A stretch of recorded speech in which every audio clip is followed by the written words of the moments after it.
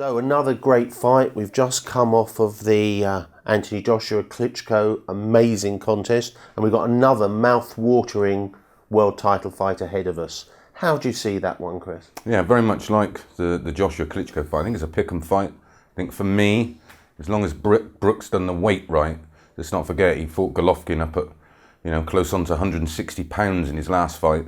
If he's done the weight right, I give him every chance. But if he's, cut a few corners, I think he might have his hands full. Spence technically very, very good. Questionable about the whiskers. He's been hurt before on the chin and been wobbled. And there's plenty of those old gym stories of him going over in sparring. So Brook will fancy the job, but it's a big ask. It's definitely a coin flip fight.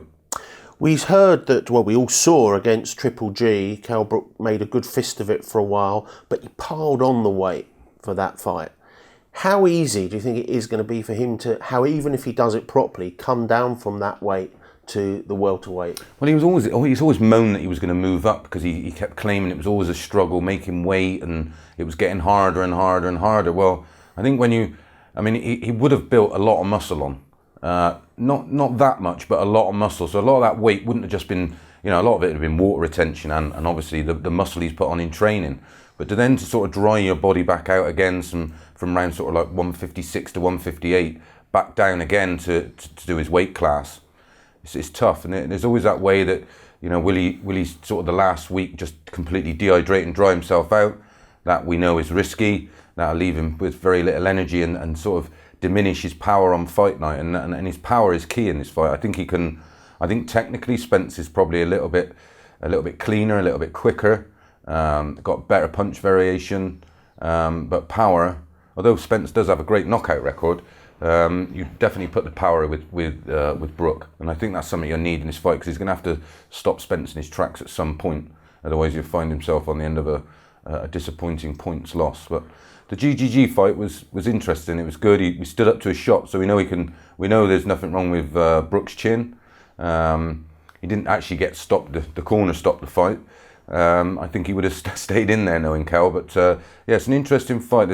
You can make a case for both. So, you can look at the power of Spence, but has he fought anybody who can shoot from long range like Brook, and the power Brook carries? We don't know. It's one of those. A lot of questions will be answered. If I have to push you for a prediction, I'm going to go for Brook late stoppage. That would be my call. As long as he looks good on the scales. I know. Well, fights are won and lost on the scales, but as long as he looks good on the scales and he's healthy and his camp went well, which we never know. You hear little whispers coming through the grapevine, especially on social media nowadays. But I think he knows what he's up against, and I think his camp would have put him through the mill the last sort of 10 to 12 weeks, and he'll turn up ready. And you method of victory? Yeah, I think he'll get to him by stoppage. I think it'll be a late stoppage, maybe the ref stopping the fight in the 10th or the 11th round. I don't think he'll get him out of there early. He's technically too good, Spence, and they're both world class, but that extra little bit of class for me is with Brook.